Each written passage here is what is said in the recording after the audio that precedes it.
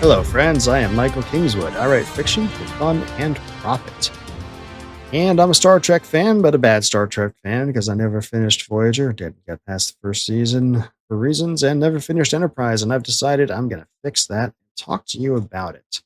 So, what we're doing here on this channel for this thing is I'm watching the episodes and giving my thoughts on it, brief synopsis, and then analyzing the story and the characters and what I think. And so you can decide if you like what I think, or if you like the episode, or don't like me, or whatever, and go watch it because it's great and whatever. The point is having fun with it. This is my great excuse to finally catch up on the Star Trek that I never did. Now it's funny because just last week I was like, "Hey, my schedule's doing great. I think I'll be able to do two of these a week." And because of the previous week, I did two. And then last week, Tuesday, I was, yeah, good. And then got crushed the rest of the week and I only got the one done. But, like I said, we'll do at least one a week. Hopefully, we'll get two this week. We're doing episode 5, The Cloud, right now. We're going to change up a little bit what I've done because I've noticed people have been tuning in, where like 2% of people have actually been going through and seeing it through to the end, which means clearly I was not advertising what I was doing properly, or you guys just don't like what I'm doing. So we're going to change it up and make it a little bit faster, do a brief synopsis of the episode from my notes and character and story stuff that stuck out to me from my notes, and then we'll talk about it from there. I don't want to do the standard YouTube reaction of showing video and all that stuff, mostly because I don't want to have to deal with the editing and the copyright stuff from it. And really, this is an opportunity for me to talk through the episode, and I don't think we need to do video to do that. So, brief synopsis. Okay, so the cloud. We start out on this one, and we're going to say right off the bat, I previously said I dug the first the series opener. Next two I didn't like so much. Last one, the Phage, I liked more, but had some issues with it. This one I liked a lot. It's just a lot of fun. Uh, Fun episode with a lot of great character stuff, and it was great. I dug it. So let's go through it. So start off, the captain's feeling some angst because she's trying to realizing that they've been out here for a few weeks, and she's keeping distance as a captain, but starting to realize that she needs to be more in tune with, let the barrier between captain and crew down a bit because of the situation you're in. And she's right.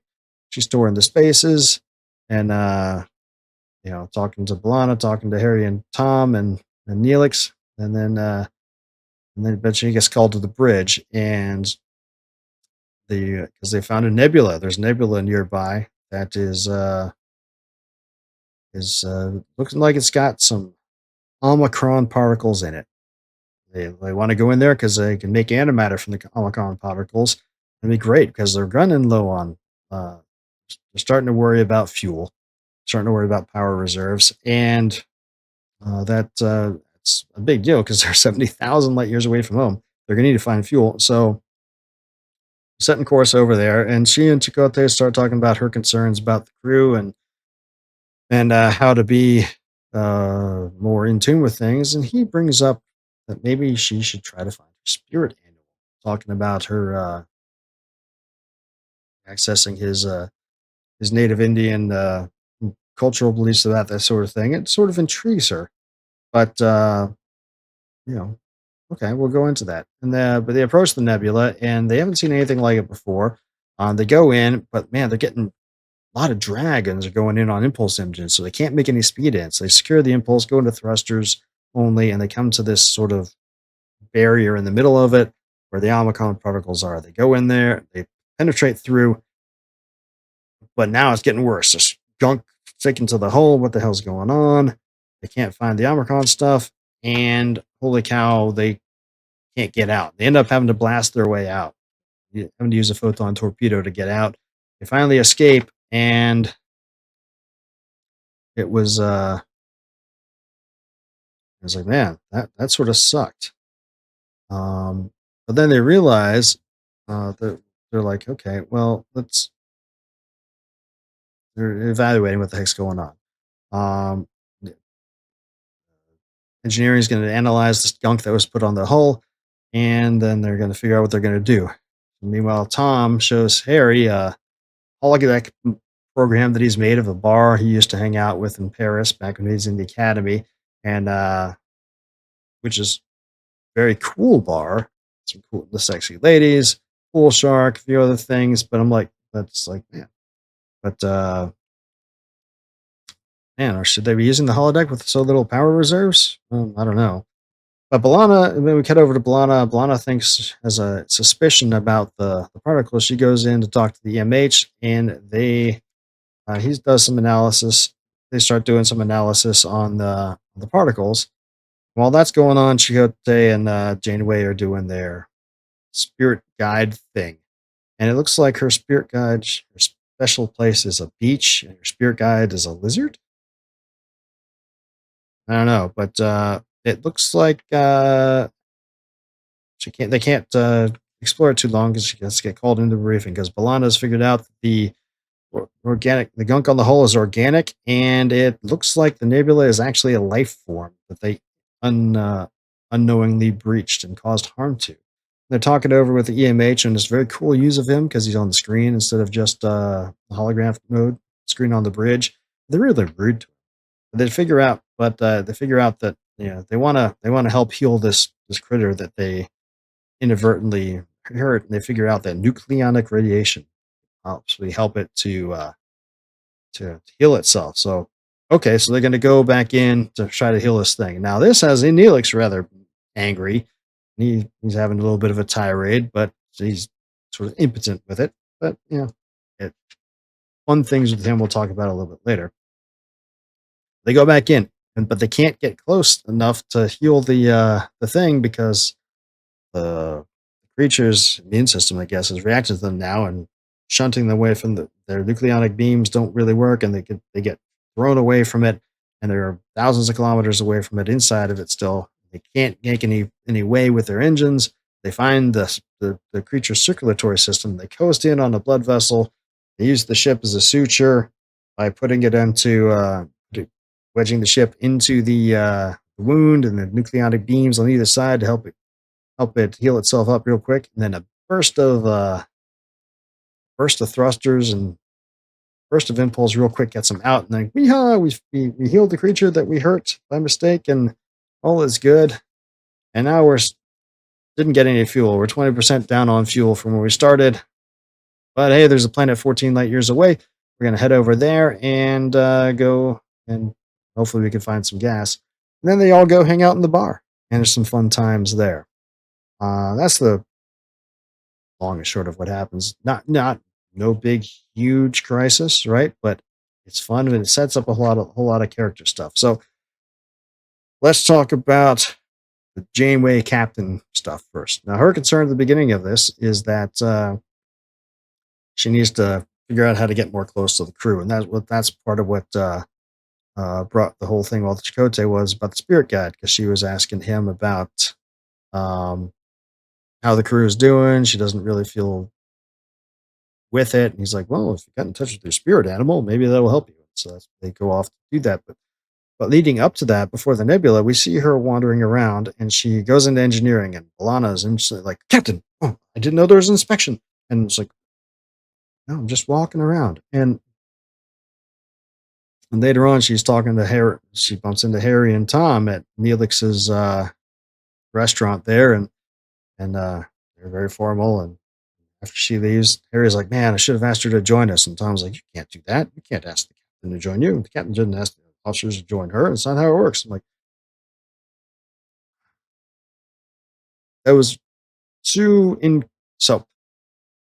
part of a captain's job and part of every officer on ship's job is to tour the spaces. You go around, you see what's going on, make sure everything's being done, right. Nobody's, goofing off, or that, if there's issues that somebody hadn't noticed, and you'll take notes and go through and say, do it to watch standard. Hey, there's found a couple things you probably need addressing, and they'll address it. But it's not. There are also formal inspections done, but the captain or the engineer or whoever walking through is normal. It's something that is supposed to be done, and it's not something that you freak out about. I mean, okay, you pay attention because the captain's there, but the Balana is like, my God, there's inspections. Just touring the spaces. Chill.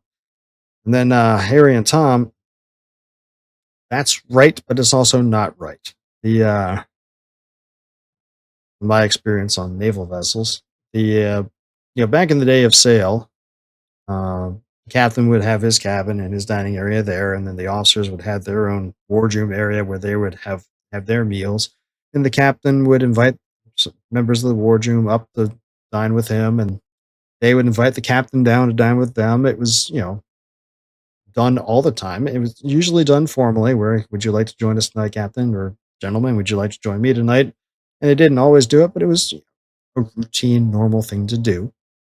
And on modern warships is not quite that same way. Like submarine like I was on, every, it, the captain and the officers all eat together in the wardroom.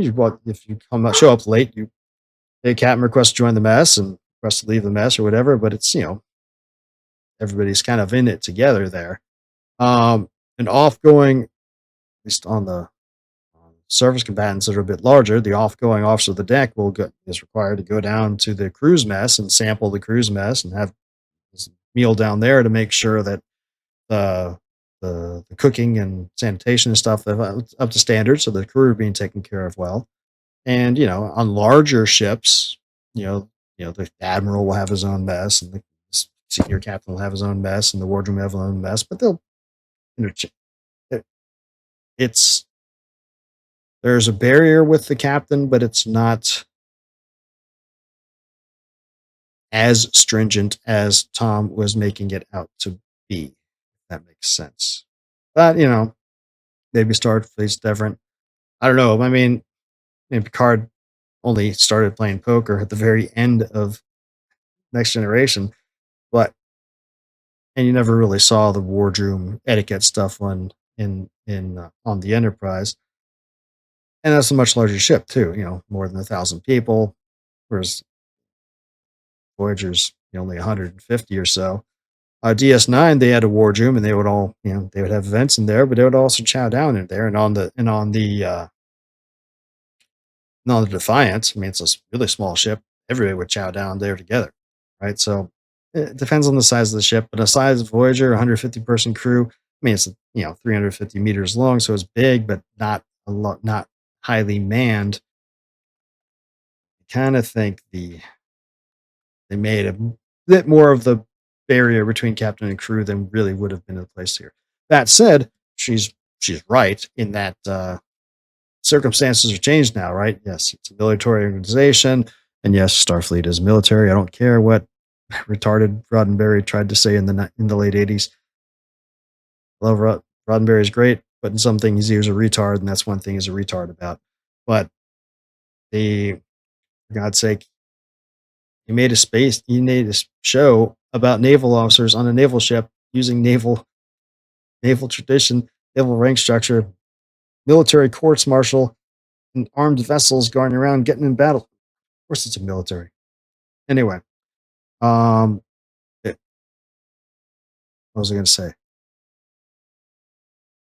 Oh, I lost track of that by my Roddenberry stuff. But anyway, the there's a military protocol, but now that you're 70,000 light years away, unless some miracle happens, you're going to be on this ship together for the rest of your lives. As you try to get home, some things got to give a little bit, right? So understand that. I found it funny actually when she meets Neelix there. He's like, "Hey, Captain, I'm making this coffee thing." And she's like, "Oh, well, I'm using my replicated coffee." He's like, "Captain, you're the captain. You should set an example for the crew. If you don't try this, everybody else won't try." And she's sort of glowering at him like she's just been mulling over her. They're trying to be more than just the captains of the crew, and he's basically calling her out for the same thing. You can tell she's annoyed, but then she accepts the coffee, and when they see the nebula, and they're like, "Hey, Omicron particles," she's like, let's go get some antimatter so I can make some good coffee as opposed to having Neelix's." That's great. But she's talking to Chakotay about wishing she had a counselor on board, but the mission didn't require it, so they don't. And that brings up, well, how does the counselor thing work? I mean, Enterprise in the Next Generation always had a counselor. Of course, they had families on board. huge crew. And they were doing higher order stuff, whereas Voyager is clearly a military vessel. There's not more military focused. There's not a bunch of no families on board. And it makes sense, right? This is Dominion War time frame when this ship was launched, right? It's like so they don't automatically have a counselor on Federation ships. Thank the Lord. I'm kidding. I like Troy. Troy's great, but it is the counselor on a warship always struck me as kind of weird. But anyway, so she's talking to Chakotay about it, and it's funny because she thinks Chakotay's spirit guide must be a bear, and he's like, "Well, thank you for the compliment. It's a very strong, noble creature." But no, that's not my spirit animal. Well, yeah, what is he? Well, she is. It's like, and I love how when Chakotay's talking to her about the spirit guide thing, he's throwing all kinds of shade on psychology and how Jung, with his archetypal ideas and his theories. Now, we knew all this stuff hundreds of years before that jackass came along. Not in so many words, but it's like, oh, that's great. Let's see. But then when they go to find her spirit guide, I found it great how they um Chakotay's got his own little medicine bag, which is great. And he's got some kind of uh I guess replicated hallucinogens, but he doesn't but well no he doesn't want to can't replicate hallucinogens, so he has a little tech device to do the ayahuasca trip or whatever it is. And it's kind of funny. And then practical application. Hey, let's go for it. And I find it fun. No shit. Her good space is the beach. It looks like her spirit guide's a lizard. And unfortunately, they don't get to talk to him um, because of the things with the nebula going on. I also found it funny how Chakotay said that he tried to show B'Elanna her spirit guide and she tried to kill it. That's great. But anyway, so that's the captain. And it's great because by the end, she's come through the grommet because she joins them all in the bar. And it's when she goes into Tom's bar, it's great. She's sort of going along with the suave French dude, kind of trying to mac on her, and then Tom kind of pushes him away, and she's like, that guy's a jackass, Tom. I wasn't following it for a second. And she tries to pretend like she doesn't know how to play pool and waxes them all. And it's like, okay, we're setting some camaraderie up. I like this. Breaking the captain's, breaking the ice a bit. I dig it. It's good. And the fact that Harry is the one who invited her down, because because when she left Harry and Tom at the beginning, Harry's like, man, I should have invited her, and you can't do that. But then Harry's like, hey, come join us. Let's invite you along. And so Harry's the one bridging that gap, and I dig it. Let's see. Who else to talk about? Okay, Neelix. So Neelix, up to this point, has gone out of his way to be cheerful and trying to help out with everything, and a little goofy and sometimes a little annoying with how much he tries to help out about everything. And this one, man, that guy's getting grumpy. He's telling the captain off. And then when they decide to go in the nebula, he's like, talking to Cass, it's like, I'm surrounded by idiots. They got the best ship, better ship than anything in 100 light years. And what do they do? They're going, what are they doing? They can't, they've got a mission to go over here, and they keep getting distracted by every stupid thing out there. And of course, Cass talks them down by some romance, and it's okay, good. But when they decide to go back in, he's really pissed off. I'm talking to the captain, storming into the captain's office. Captain, I didn't sign up for this. You want to go get yourself killed? That's cool. I'm going to wait out here on my ship. I love Janeway's reaction. He's like, well, you can do that if you want, but I don't have any people or time to deal with unpacking your ship and launching it, so shove it. He's like, what? He's like, yep, dismissed. And he's standing there, and I love her line. She looks up. That's Starfleet, or go away. Goes off in a huff. But by the end, he's back in his cheerful self again. He brings everybody snacks on the bridges. Janeway's like, what? You can bring snacks on the bridge? Well, I am the morale officer, and I say I can, because I'm the morale officer. She's like, who made you morale officer? I did.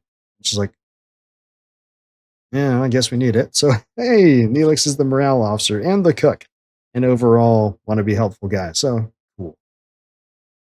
So Tom and Harry in the bar found it funny how Tom breaks into Harry's room and Harry's like, "How'd you get in here?" He's like, "You know how to pick the lock?" He's like, "You can learn a lot when you're in prison." It's like, but the bar is kind of funny. Tom created it based on his place he hung out in Paris when he was in the academy. He was like, "Yeah, it was great. Man, you never saw this place?" Harry was like, "No, I didn't." So it was great. I got my pocket picked, and Harry's like, "You got your pocket picked in Paris?" And he's like, "How is that possible?" And he's like, "That's just something they do for the tourists. They mostly give it back." It's, it's just funny. Um, let's see.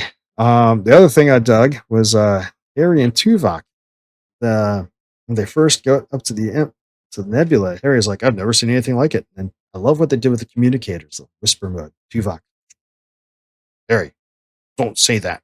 Never say something like that. It'll make the junior officers nervous if they hear the senior officers saying they don't know what's going on. And I'm sitting there like, he's an ensign. He's out of the academy for like a month. He's not a senior officer. But whatever. But I love it how Harry turns it around on him a few minutes later because Janeway asks him, what's up with the energy field that's blocking them from moving on. And Tuvok says, "I can't evaluate what's there." And then Harry throws him back in his face like, "Hey, Tuvok, you just said you've never seen anything like it and you don't know what's going on. Don't you think you shouldn't say that?" And Tuvok sort of glares over at him. It's like, yes, it's great. That's what's great about this episode is because the camaraderie of the crew is starting to get better. You see it with Alana and the holodoc. I always love the holodoc. Alana goes over there and is like, of course, he's in his normal, "What's the emergency mode?" And they get to talking about stuff. And he's like, don't you say anything other than the emergency mode?" And he says, he sort of goes off in a huff. He's like, "If you don't like my dialogue, take it up with Dr. Zimmerman over on the Jupiter holographics place." He's like, okay, well, okay. It was just kind of funny. "He rather looks like me, or I rather look like him." It's like, gee, I wonder why. He's like, "Can't you program yourself? Can you change your program yourself?" And he's like, "Huh, what would I do if I changed my program? A family? Maybe I could raise an army." Raise an army. But she thinks that's but she went to him because she thought the because the matter they got into the hull, she asked him to help analyze it, and that's how they find out that it's organic and it's a life form. Um, and I like how they dealt with him because she has that one interaction with him on the sick bay, but then they're talking to him on the screen on the bridge, and he's got his own emergency medical hologram voice channel, which is cool. Uh, but we see that there's still issues here because Janeway's asking him a question, and he starts going into his discussion, and she gets annoyed and says, "Peter, mute." Just turns him off.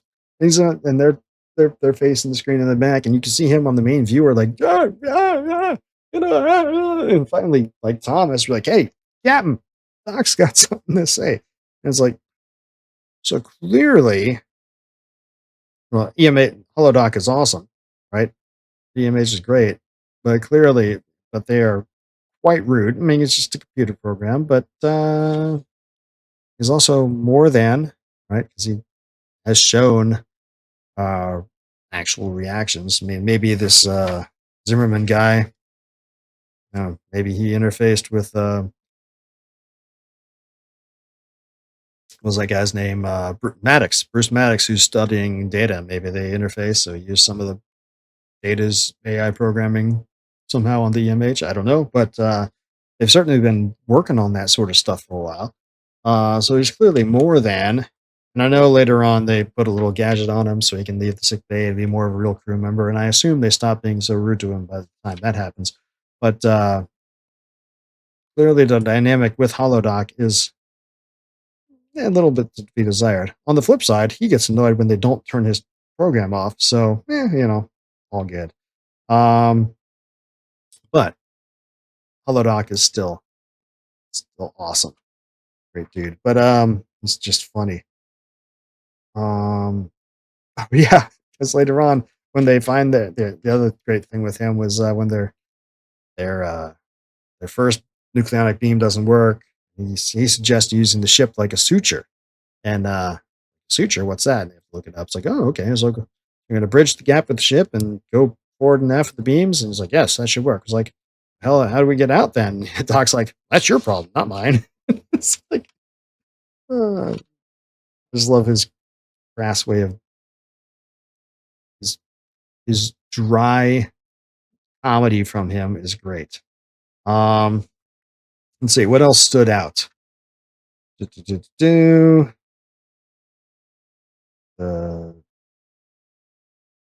so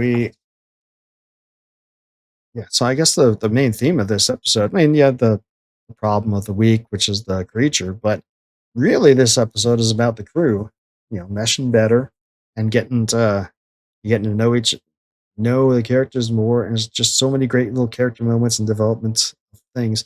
I mean, there's a couple things about the problem of the week with the creature. One thing in particular stood out that's like, really, shipmate? Because when they do the first nucleon thing, it doesn't work, and they get blasted away by the lightning, and they get sent tens of thousands of kilometers away from the breach. They can't use thrusters, they can't use impulse, but they found the circulatory system with the creature. They're like, oh, we're going to go in this blood vessel and go down there.